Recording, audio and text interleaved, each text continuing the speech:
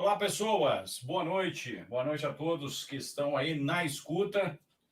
Se o pessoal está chegando aí, né?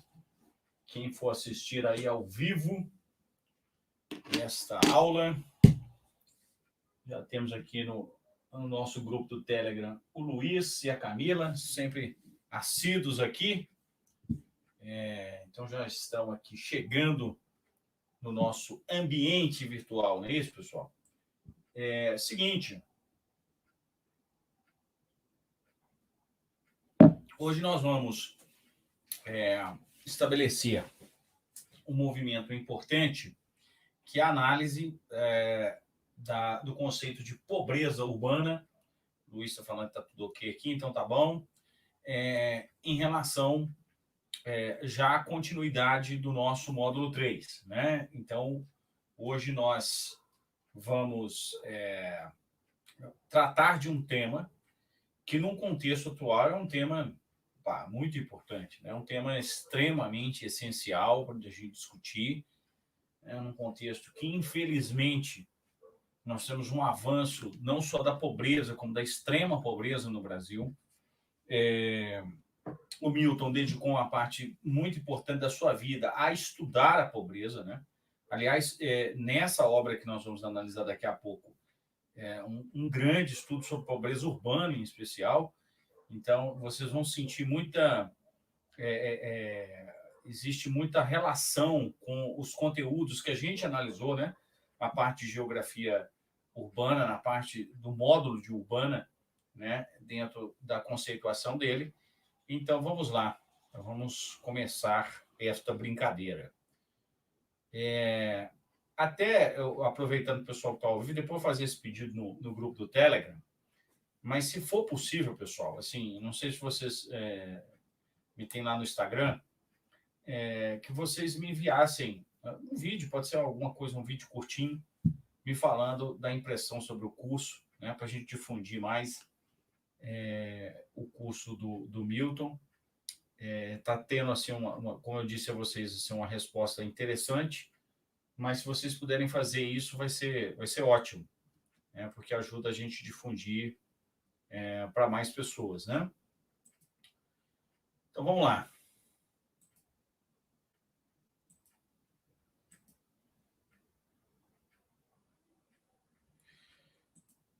Então, compartilhando aqui a questão relacionada à pobreza urbana, né? A discussão sobre a pobreza urbana, que é uma discussão, como eu disse, assim, sempre muito importante de ser feita. Lembrando, né, que como você tem um processo de urbanização, que é um processo crescente, acelerado, com todas as variações que nós estudamos, dentro daquilo que se define como urbanização periférica, dentro daquilo que ele chamou como cidade caótica, né? A cidade caótica é exatamente o produto da reprodução dessa pobreza em ambiente rural pela pobreza em ambiente urbano. Camila, beleza. Nossa, que massa. Que massa. Depois nós vamos trocar ideia sobre isso. Né? Quem sabe a gente não faz uma coisa juntos, né? A gente pode trocar mais ideia aqui, quem sabe a gente não faz até uma abordagem juntos aí, usando também a área de linguagens, né? Usando o Milton Santos, que ótimo. Muito bom, Larissa. Valeu. Então, é o seguinte, nesse contexto, nós teríamos um processo constituído, né?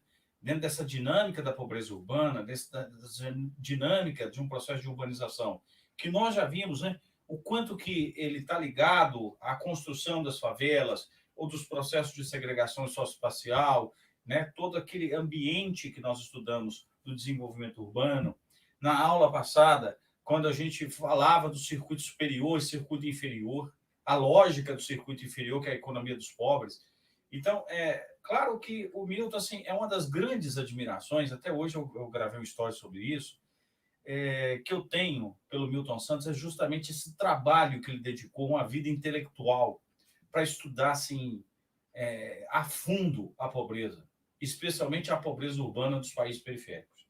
E é justamente esse livro, né, trata disso, né? A Pobreza Urbana é um livrinho modesto, assim, em termos é um livro de 85 páginas, tá? Mas, como tudo do Milton, muito denso. E no final, ele tem, pasmem, gente, ele tem exatas 12 páginas de indicações de bibliografia, de referências bibliográficas. São 800 indicações bibliográficas, entre livros e artigos. É um pouco impressionante, né? Então, ele vai correlacionar, nesse livro, os fenômenos da pobreza e da urbanização. Ou seja, existe uma relação, né, entre pobreza e urbanização. Essa relação ela precisa ser estudada, especialmente a partir da urbanização dos países periféricos e estabelecendo a necessidade de uma análise pautada no próprio dinamismo evolutivo dessas cidades. Ou seja, mais uma vez, a gente que está aqui, nós latino-americanos que precisamos sim descolonizar o pensamento, né? O Milton já recomendava isso há muito tempo. Ou seja, abandonar uma perspectiva eurocêntrica, das teorias eurocêntricas sobre o desenvolvimento da pobreza, desenvolvimento das cidades, e passar a construir uma teoria a partir da periferia, centrada na periferia. Isso é absolutamente importante. Então, isso é uma frase desse livro que eu acho muito importante. Não basta você medir a pobreza. É fundamental expor a sua natureza política. Atenção, isso é fundamental. Porque o que a gente percebe hoje é simplesmente instrumentos que vão procurar medir a pobreza, como se a pobreza fosse algo estático, como se a condição de pobreza ela fosse pré-determinada. Isso não é fato. Isso é uma verdadeira ocultação da pobreza, essa é a realidade. E normalmente, expor a sua natureza política é expor, por exemplo, os fatores, as reais causas da desigualdade. Então, observem, isso é importante porque é uma pergunta que ele faz, né? Pode-se definir a pobreza? Então, existe uma definição para isso? Ele no início dessa obra, ele critica muito, e aliás, em várias obras dele, a geografia quantitativa, né? Que a matriz dela é os Estados Unidos. E ele critica muito, porque como se o geógrafo se transformasse num verdadeiro produtor espacial de estatísticas. Ou seja, não adianta você ter uma massa de dados se você não tem uma teoria para interpretar esses dados. Não é? Isso vai desde o trabalho científico até o trabalho de divulgação científica, que é o trabalho do professor, por exemplo. O quanto que eu vejo, é impressionante, o quanto que eu vejo aulas, por exemplo, que tentam situar a pobreza simplesmente analisando dados, por exemplo, como IDH. E não contextualizando o dado, como se aquilo fosse um dado aplicável a qualquer realidade. Então, o cara está querendo comparar o IDH da Suíça com o IDH do Brasil, com o IDH, né? Quer dizer, não tem condição. Por quê? Porque dentro de um país como o Brasil, você tem suíças. Em todas as grandes cidades brasileiras, e recortes territoriais. Observem, o próprio Roberto Bechara, grande economista, quando falava que o Brasil é uma Belíndia, uma espécie de Bélgica e Índia, uma mistura de Bélgica e Índia. E como você vai fazer essas comparações se você não tem uma teoria? E foi isso que o Milton se propôs a fazer. Então, ele já propõe alguns problemas de definição. Tá, tudo bem. Se você quer estudar pobreza urbana, você tem que definir o que é população urbana. Há uma variação de critérios sobre população urbana que é absurda. Absurda. A população, por exemplo, no Canadá se considera que a população urbana é a população que reside em núcleos urbanos, sede do município, acima de 50 mil habitantes. Existem países que fazem classificações funcionais. O Brasil adota um critério político-administrativo, independente do tamanho do município. Então, uma coisa é você estudar a pobreza, por exemplo, urbana, numa cidade como São Paulo, outra coisa é você estudar a pobreza urbana numa cidade do interior da Paraíba. Então, uma cidade de 8 mil habitantes.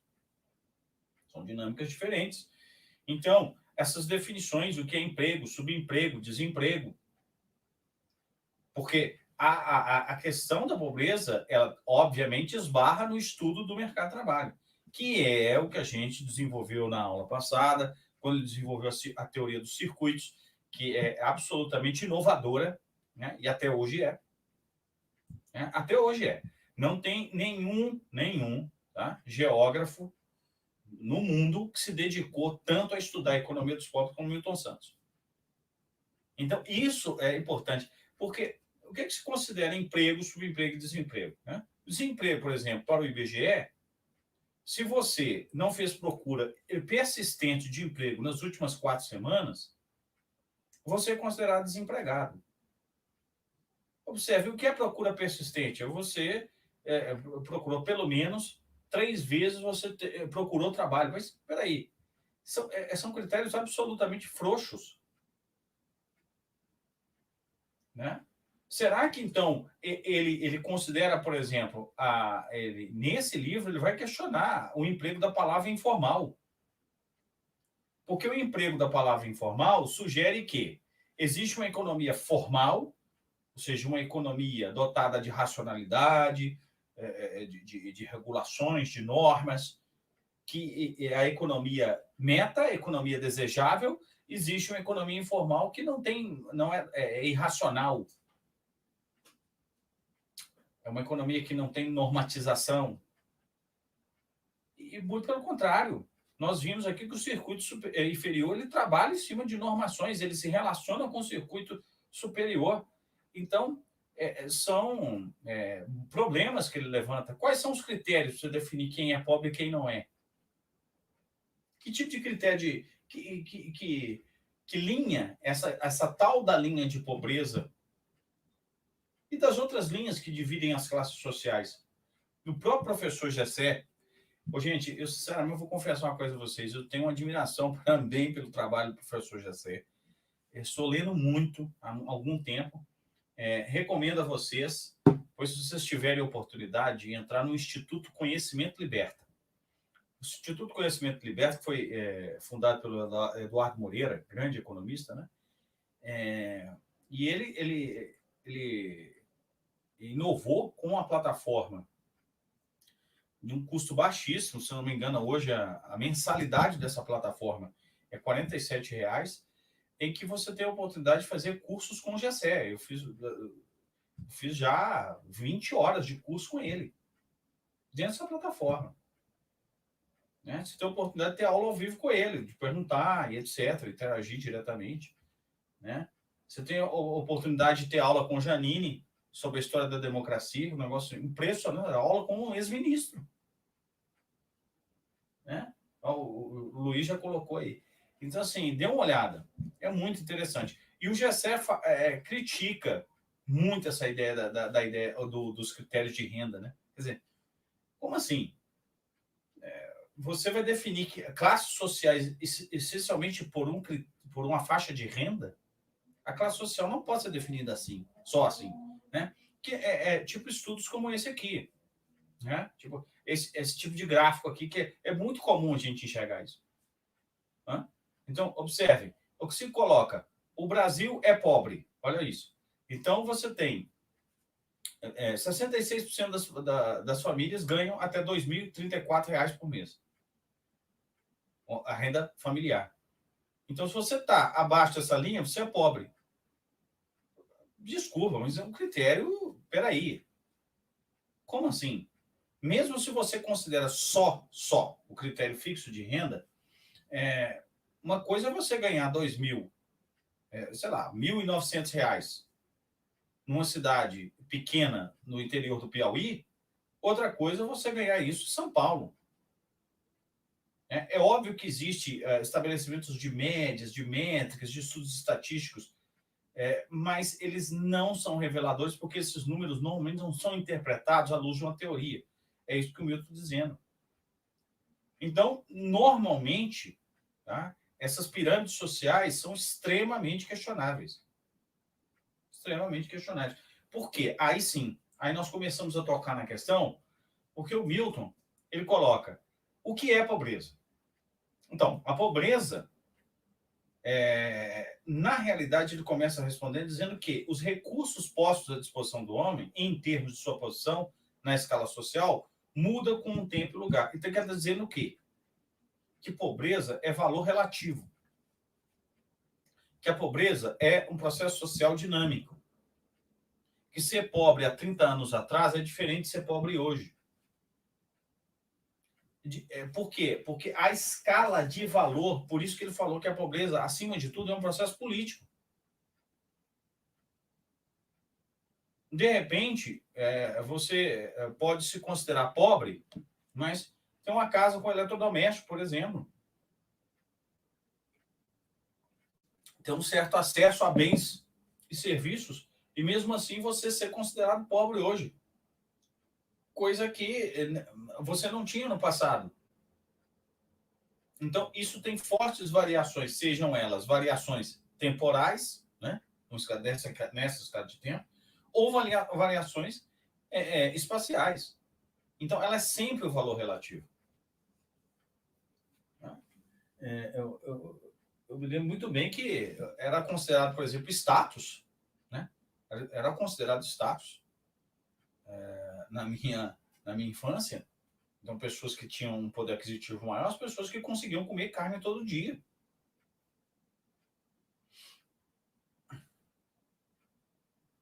Então, não necessariamente nós estamos falando dessa questão de pobreza, assim, isso não é necessariamente status hoje.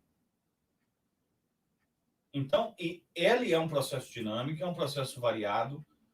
Então, a pobreza não é apenas uma categoria econômica, ou seja, não dá para você definir a pobreza a partir só de faixas de renda, mas também é uma categoria política. Estamos lidando com um problema social. Ou seja, o que está dizendo? Olha, a definição de pobreza é uma definição, acima de tudo, que tem que revelar o tamanho da desigualdade e as formas produtoras de desigualdade.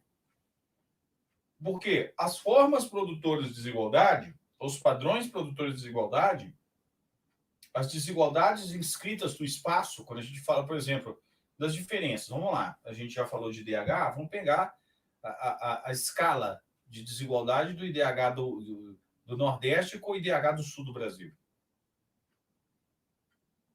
Bom, constatar que a escala é abismal, que é um verdadeiro cânion que separa as duas regiões brasileiras, um cânion social, beleza, é uma constatação. Mas o que ele está dizendo é o seguinte, mas por quê? Vamos lá. Né? Mais do que constatar isso, eu preciso entender por quê. E mais do que entender por quê, eu preciso de uma política ou de revelar quais são os mecanismos sociais, políticos, econômicos que produzem essa desigualdade. Então, é exatamente isso que eu estou falando. Então, isso, naturalmente, quando se pensa em situações como essa,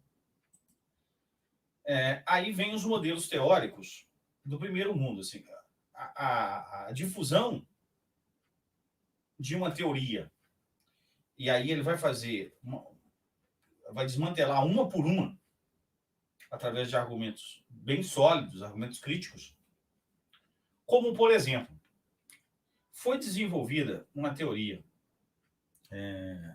através de autores como Friedman, por exemplo, no final dos anos 50, em que se usou esses termos aqui, as favelas da esperança e as favelas do desespero. Esses autores consideravam que a pobreza é algo transitório, ou seja, transitório para aquele que se esforça para deixá-la. Observem isso. No seguinte sentido, de que através de um processo que é o impulso da competitividade, lembre-se lá das aulas iniciais de globalização, é o impulso da competitividade, você tem uma situação de impulsionamento da melhoria desse sujeito em termos de produtividade, de esforço, de disciplina, né? De impulsionamento ao empreendedorismo, né? De impulsionamento à educação. Então, ele pode superar, a partir dessa condição de pobreza que o impulsiona para frente, a efetivamente mudar de classe social. Ou seja, é claramente uma teoria inspirada na noção do mérito, que é uma noção neoliberal, na noção de uma sociedade esvaziada, né? Em que a responsabilidade da sua condição social é uma responsabilidade única e exclusivamente sua. Tá? E, pasmem, né? É uma teoria que é extremamente aceita por uma parte significativa da nossa sociedade. E extremamente amplificada nos meios de comunicação. Atenção. Atenção. E isso é perverso, né? É perverso. É perverso. Porque eu sempre dou esse exemplo aos meus alunos mais novos, porque eu considero vocês meus alunos, tá? Eu estou dando, vocês são meus alunos. Eu tinha que puxar a orelha de vocês, eu vou puxar a orelha de vocês aí. Luiz? E o processo é esse, porque eu sempre faço essa analogia, que é o seguinte, gente, esse negócio de meritocracia é uma coisa bizarra, né? Bizarra, especialmente se você considera a escala do Brasil. E a escala essencialmente é essa, você vai correr uma maratona, né? Na realidade, ô Camila, que beleza. Então, numa maratona, você imagine que nós estamos numa largada, né? Nós estamos numa largada e aí alguém, né, vai estar, tipo, numa maratona 42 quilômetros, alguém vai correr com 15 quilômetros de vantagem. 15 quilômetros de vantagem. Mas não é só a diferença de distância que a gente tem que achar. Atenção. Esse que está com 15 quilômetros de vantagem, ele tem um tênis super né, confortável, ele tem a melhor hidratação, o suplemento alimentar, e a gente está correndo, está saindo com 15 km de desvantagem, com paçoca, com uma pochete, entendeu? E correndo chinelo. Ou seja, se a gente consegue ultrapassar esse pelotão, ou pelo menos chegar nesse pelotão, a gente é um fenômeno. Nós somos um desvio de curva. É um caso a ser estudado. Então, o que olha, perversamente, a partir daquela ideia da violência da informação que nós estudamos, o que é que a grande mídia faz, por exemplo? Transforma isso em modelo. Modelo a ser seguido. Olha, é possível. Yes, we can. Olha, eu vou mostrar um vídeo aqui para vocês. Se o áudio estiver baixo aí, não estiver funcionando, vocês me dão um toque aí, tá bom? Para retratar isso aí.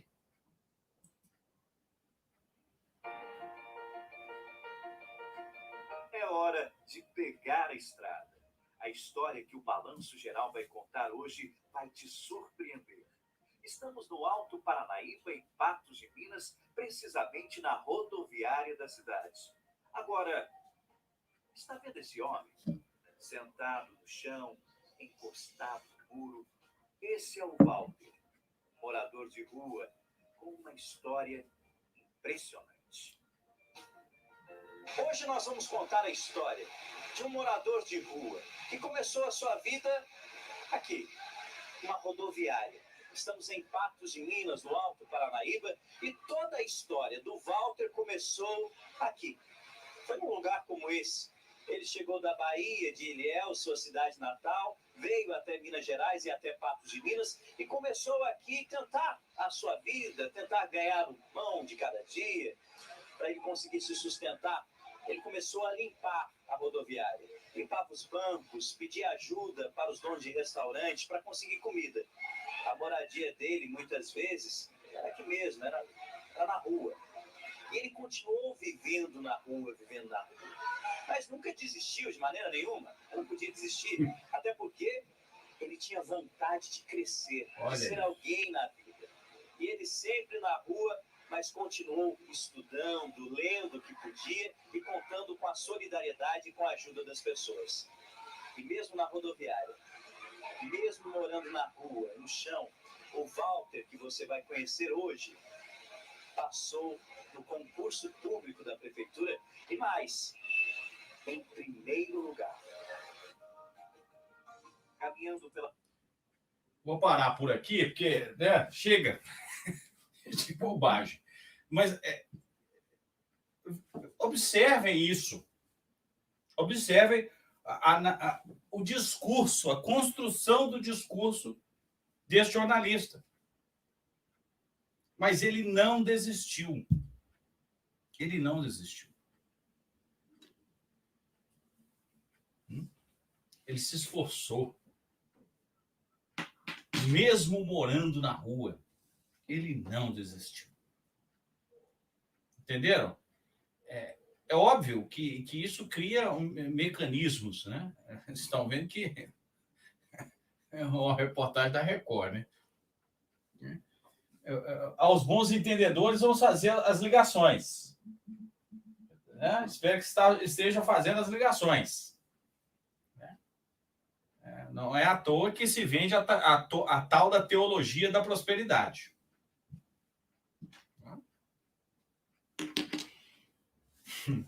Então, é uma situação, sim, é perverso, porque você tem uma condição de responsabilização, né, da pobreza e também de uma condição dessa. Óbvio que uma situação como essa é uma situação excepcional. Esse cara é excepcional. Ele é excepcional, e é mesmo.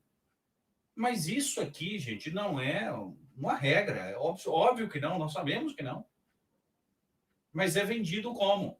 Como se todos pudessem alcançar isso. Basta querer. Olha, ele falou, né? Olha as palavras. Camila sabe disso. A construção do discurso, ela é um negócio impressionante.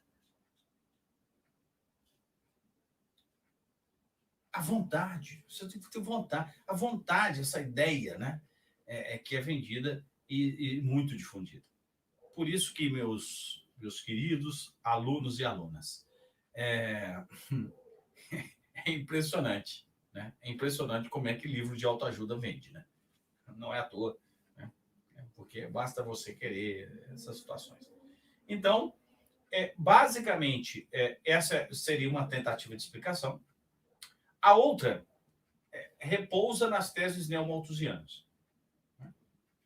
Ou seja, o problema é que a crise urbana estaria relacionada a uma explosão demográfica. Né? Ou seja, ao fato de que você tem um crescimento populacional explosivo, acelerado, especialmente da camada mais pobre da população, né? E o fato desse crescimento populacional ser explosivo e acelerado conduz a migrações cada vez mais intensas, e essas migrações geram um inchaço urbano. Ou seja, a cidade ela não tem condições de oferecer empregos, não tem condição de oferecer moradia, não tem condição de oferecer, né, direitos a essa população que chega. Só que essa equação é uma equação mentirosa. Uma equação mentirosa.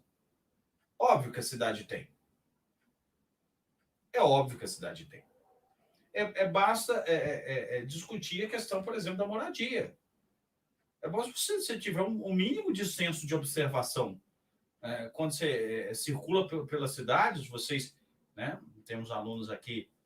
Outro dia eu fiz a contagem de quantos estados estão presentes no curso Milton Santos. Vocês alunos em 12 estados brasileiros. Atenção. Eu fico muito honrado, inclusive, com isso, tá? Essa representação. E a gente sabe, todas as grandes cidades que vai no Brasil aí, a gente vê isso aí. Quantas áreas ociosas da cidade? Quantos terrenos ociosos da cidade que não são ocupados? Óbvio que poderíamos, né, e já fizemos esse tipo de discussão aqui, resolver esse tipo de problema com políticas voltadas a isso. Mas não. A gente, mais uma vez, responsabiliza, né? E aí a gente vai responsabilizar, porque o que se chama de neomalthusianismo, na verdade, não existe neo nenhum, né? Isso aqui é um eufemismo. É o velho Malthus. É o velho Malthus dizendo, olha, você é pobre porque você tem muitos filhos. E essa teoria da neomalthusiana é aquele que acha que se resolve a pobreza com a eliminação do pobre. Entende? Então, a ideia é o seguinte: você tem uma situação em que o crescimento precisa ser controlado, né? O pobre tem que parar de reproduzir, mas não se encara a ideia que, por exemplo, se você. É uma relação muito simples, quer ver? Eu vou desconstruir com um argumento assim, muito simples. Será que existe uma relação entre fecundidade, né, e escolaridade? Será que se você melhora a infraestrutura médico-sanitária para a população mais pobre e o acesso escolar a essa população, nós vamos ter mudanças no padrão demográfico dessa população? Óbvio que sim. É isso não, né?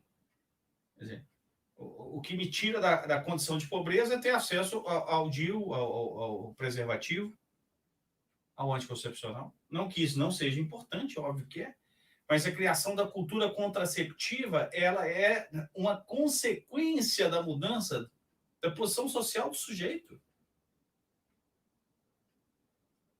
Então, são isso tudo são teses que estão surgindo lá nos países ricos. Porque, claro, eles estão olhando lá nos anos 50, 60 para cá e estão falando assim, há uma explosão demográfica significativa aí no terceiro mundo, né? A gente precisa controlar essa população, senão não sobra nossos recursos para a gente, né? Como é que a gente vai importar alimento, vai importar minério, né? Petróleo? E é uma situação também de questões relacionadas à geopolítica. Então, eu peço muito, assim, desculpa, tá? Mas vocês vão ter que escutar esse cara agora. Só para vocês entenderem qual é o tamanho do buraco que nós estamos enfiados, né? Porque a ascensão do fascismo brasileiro, o fascismo à moda brasileira, absorveu essa ideia que a gente acabou de falar, tá? Então eu vou colocar aqui falas do nosso excrementício. Só tem um monte de dado pobre no nosso país aqui. Votar, título eleitor na mão e com diploma de burro no bolso. Só para isso, mais nada serve aqui. Então, essa política nefasta do governo de bolsas, em especial do Bolsa Canhoto. Tem que dar meios para quem lamentavelmente é ignorante, não tem meios, controlar a sua própria, porque nós aqui controlamos a nossa. E o pessoal pobre não controla, e há um interesse atrás de um voto fácil dessa gente. Não é porque a pessoa sabe ler e escrever que ele está livre da marginalidade. Nós temos que adotar urgentemente, sim, contra tudo e contra todos, os defensores de direitos humanos em especial, uma rígida política de controle da natalidade.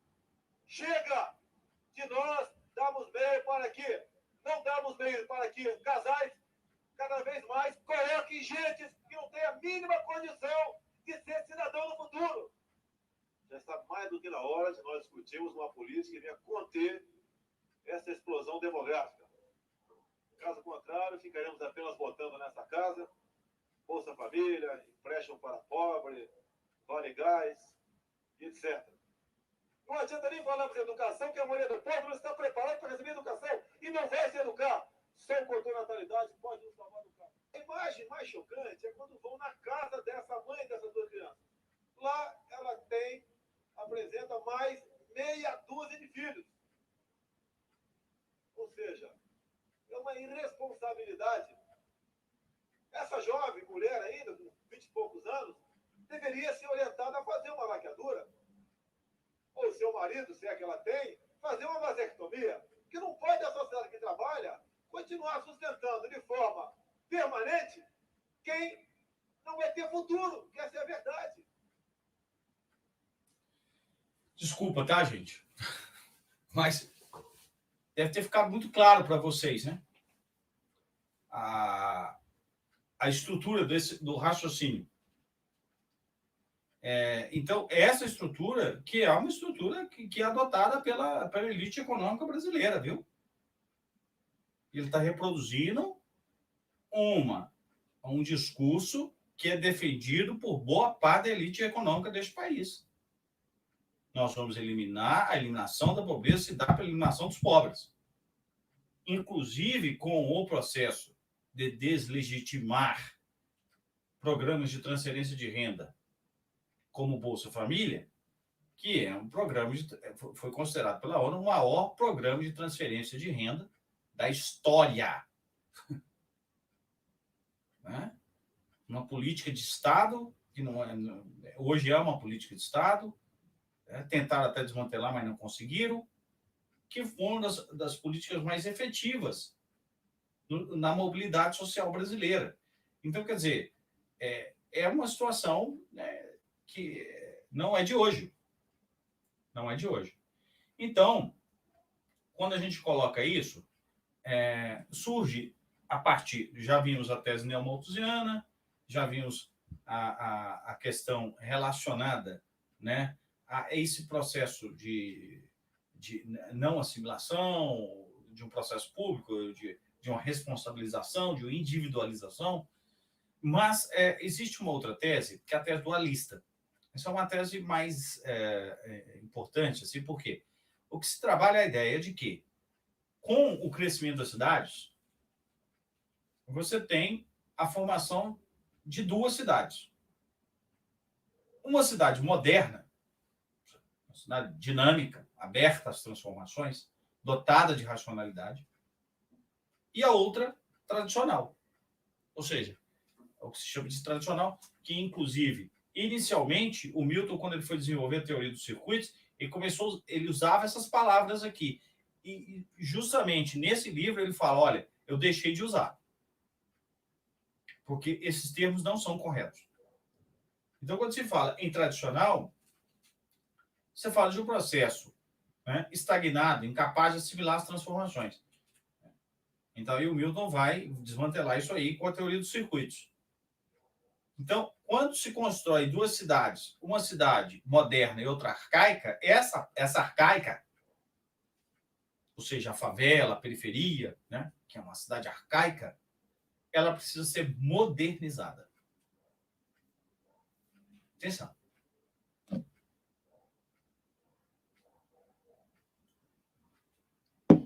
A modernização da pobreza. Se a gente pensar na pobreza rural, né, para a gente ter um paralelo, que isso não resolve muita coisa, quando você pensa no processo de modernização, tá, do campo, que se vendeu a ideia da Revolução Verde, que a modernização do campo eliminaria a fome e a pobreza. E muito pelo contrário. Ela agravou. Por quê? Com a modernização, você tem a introdução, né, e nós já vimos isso, dos processos da infraestrutura moderna de produção, seja a produção agrícola, etc. E aí a introdução, né, desses processos de produção urbana, esse processo de modernização, ela é geradora de desemprego, ela é poupadora de trabalho. Então, isso é que é importante, né? E a Camila está perguntando, e essa modernização se dá pela lógica do consumo dentro do próprio espaço do espaço urbano? Camila, a lógica do consumo faz parte disso, né? Exatamente naquela tese que a gente trabalhou na aula passada do efeito demonstração, né? Que é exatamente a penetração desse circuito superior, né? Através do vetor da informação e da ideologia do consumo. Está ligado a isso mesmo. Então, é importante a gente ter essa configuração. A modernização, como nós já vimos, da pobreza, ou seja, o fato de que você dar acesso a certa quantidade de bens e serviços, você não elimina a pobreza. Você não elimina. E, basicamente, por quê? Esses paradoxos que são criados, né? A esse paradoxo da economia moderna. Qual que é o paradoxo da economia moderna? O paradoxo de que você tem um crescimento econômico, ou seja, então você tem uma economia que gera cada vez mais riqueza, com modelos, como nós já vimos, poupadores de trabalho. Ou seja, então a gente desmantela essa ideia que é preciso modernizar, porque a modernização implica em crescimento, mas com um processo que poupa o trabalho, ou seja, que gera desemprego. É um crescimento que propõe novos padrões e formas de consumo, mas não desenvolve renda para que a maior parte da população acesse esses bens e consumo. Porque foi algo extremamente diferente do que aconteceu nos Estados Unidos. Nos Estados Unidos, quando você tem lá talvez a data inaugural do Fordismo, que é 1914, o Fordismo foi a construção desse processo de massificação. Lá, sim, você teve uma modernização da pobreza com geração de emprego e renda, porque era uma indústria que absorvia muito, que gerava muito trabalho, e, ao mesmo tempo, né, com um potencial de consumo cada vez maior, ou seja, produção em massa para consumo em massa. Essa foi a grande inovação do Ford. Aliás, que é outro geógrafo que eu admiro muito, até falei assim, eu tenho vontade realmente de dar um curso sobre ele, que é o Harvey. O Harvey, ele tem um livro chamado A Condição Pós-Moderna. Livro sensacional. E tem um capítulo desse livro, ele destrincha essas relações do Fordismo. Então, lá funcionou, aqui não. Por exemplo, o PT tentou fazer esse ciclo aqui. O PT tentou fazer esse ciclo de massificação de consumo aqui. Mas deu errado, porque não é sustentável. Porque você tinha um processo de massificação de consumo nos Estados Unidos, onde ocorria uma industrialização dentro de uma lógica totalmente diferente, que era a lógica da segunda revolução, que é a lógica né, não se falava em automação. Agora, o processo de industrialização do século XXI é um processo automatizado, é um processo que implica numa desindustrialização. Então, acabou que o curto ciclo econômico virtuoso, que foi gerado ali entre 2003 e 2012, aproximadamente, ele cai por terra porque não se sustentou. A oligopolização e monopolização também é um dado importante, né? É um dado extremamente importante, porque são duas situações.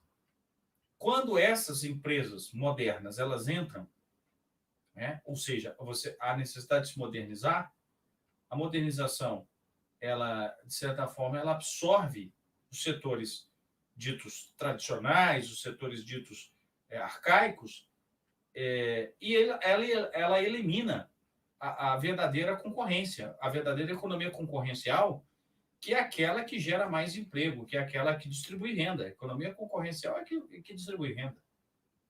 Eu chamo isso de efeito Araújo. Né? Aqui em Belo Horizonte, a gente tem uma rede de drogarias.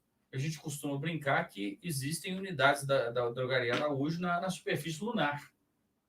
Às vezes aqui você encontra A Drogaria Araújo, às vezes você encontra 3 unidades da Drogaria Araújo num quarteirão. E o que acontece? Esse tipo de processo, né? Ou seja, um processo de monopólios, oligopólios, e a Araújo, né, vai destruindo as pequenas farmácias de bairro. E aí ela passa a controlar grandes áreas da cidade, né? Um comércio cada vez mais oligopolizado. Então, isso não é um fato, né? Ou seja, não dá para a gente entender que apenas um contexto de impulsão da modernização econômica geraria a redução da pobreza. Existe também essa ideia da subutilização dos fatores de produção, né? Os fatores subutilizados. Ou seja, então você tem uma capacidade de produção que não é utilizada plenamente, ou seja, os fatores mão de obra, né? O fator mercado de consumo, né? Mercado consumidor. Então, apesar de você ter um processo de modernização que gera uma certa mobilidade social, uma mobilidade social ascendente, ela foi sempre muito restrita, e ele usou essas 2 palavras que eu achei interessante. Ela é restrita e discriminatória. Por que ela é restrita e discriminatória? Por quê? Primeiro que ela absorve uma parte muito pequena da população brasileira, por exemplo, né? E segundo, que ela é discriminatória segundo amálgamas malditos que existem nesse país, que é a relação entre raça e classe. Então, o famoso milagre econômico brasileiro, ele produziu uma classe média branca e, obviamente, racista, né? Que é uma das principais teses do professor Gessé Souza, né?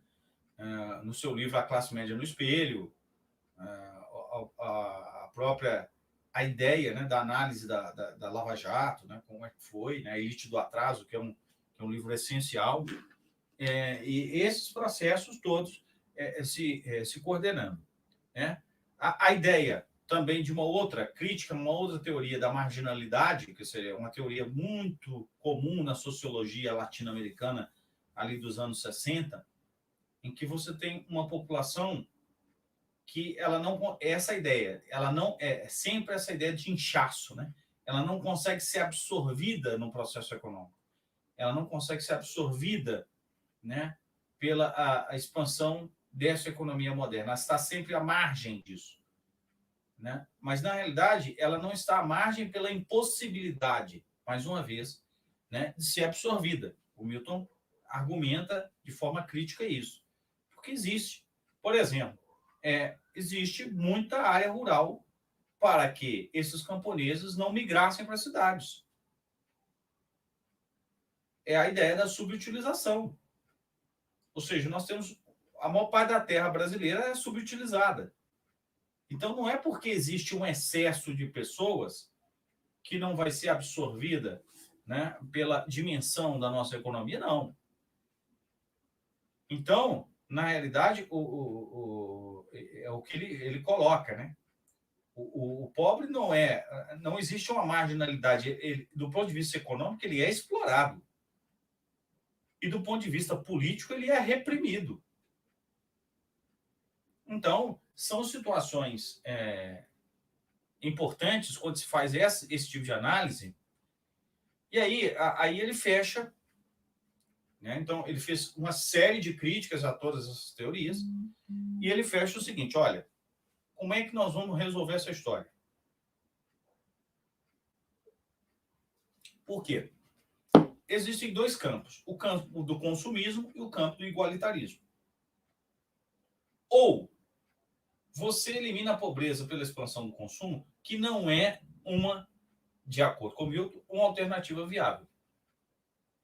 Porque sempre ele vai estar numa escala abaixo, ele se posiciona, mesmo com a expansão do consumo, ele se posiciona numa escala social mais baixa e mais frágil.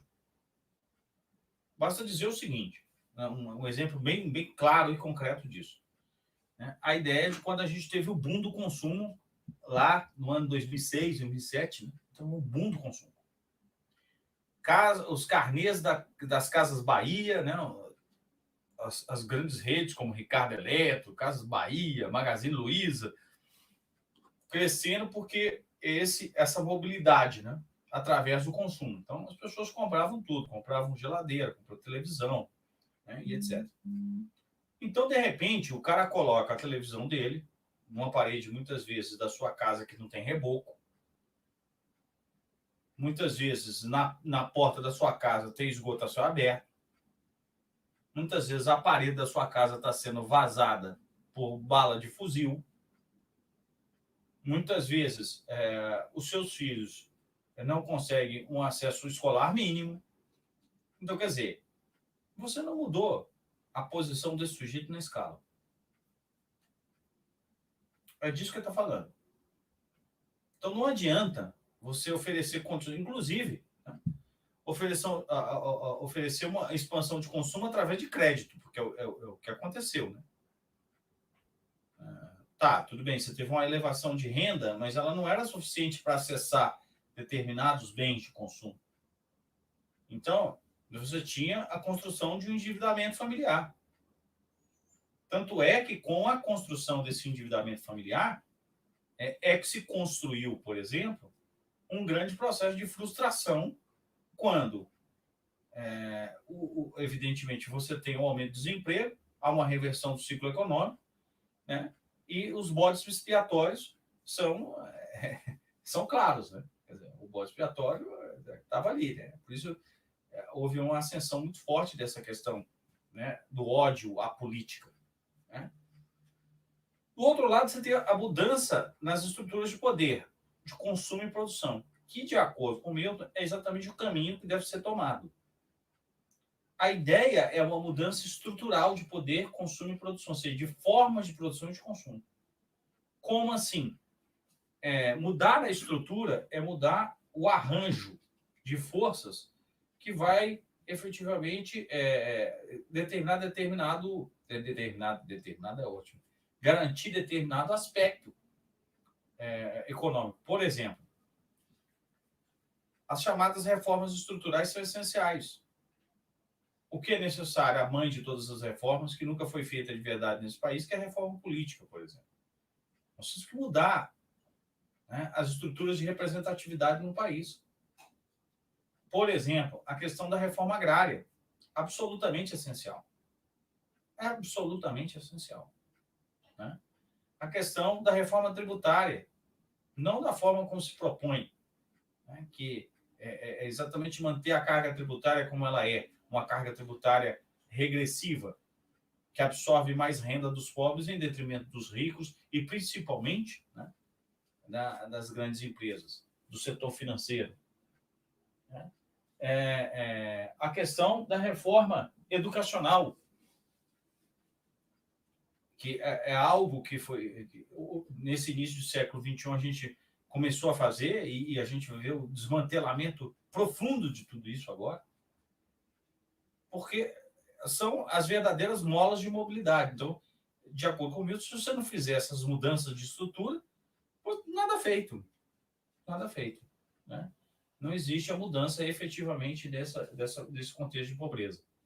E aqui, para a gente finalizar o nosso encontro de hoje, eu trago essa referência que me... Sabe, cara, assim, tem umas coisas que me emocionam, assim, que eu fico emocionado.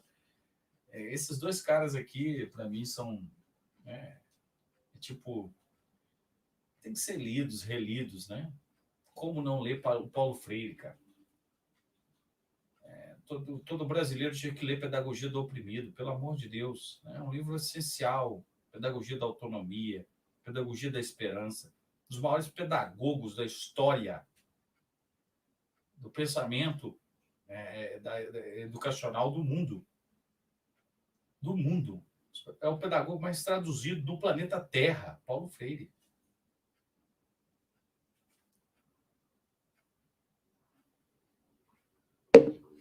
E aí o Milton, nesse livro, ele cita isso aqui, ó. Como Paulo Freire salientou de forma tão sagaz, o problema da pobreza não é uma questão de integrar a população pobre em uma estrutura opressiva.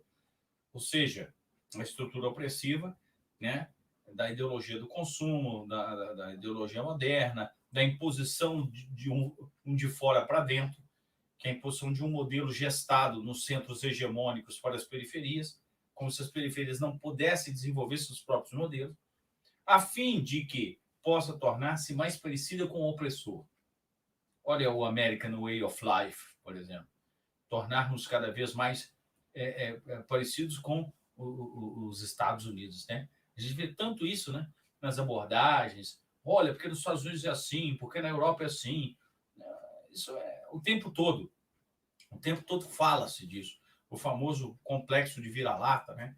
Essa desconstrução do brasileiro, uma desconstrução que o próprio Gessé critica muito também, essa ideia dessa estrutura opressiva, dessa reprodução, mas sim de transformar essa estrutura de maneira que cada indivíduo seja o que é. Ponto. Ponto.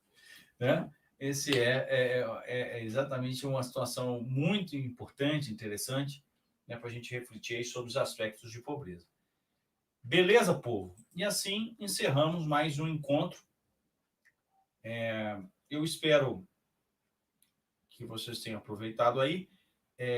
Vou ajustar, tá certo? Essas situações da plataforma, né? Tá dando alguns problemas. A gente vai ajustar, ver se tenta corrigir isso tudo. Mas disponibilizar já, né, os materiais para vocês, essa apresentação e o roteiro de estudos. E na próxima semana, preparem-se. Na próxima semana o papo é denso, porque é o encontro de Milton Santos com Karl Marx. Aí você tem que preparar, viu, gente? Toma um café reforçado, viu? Antes, porque a coisa vai ficar mais densa. Então, um grande abraço a vocês, boa noite a todos e até semana que vem. Se cuidem aí.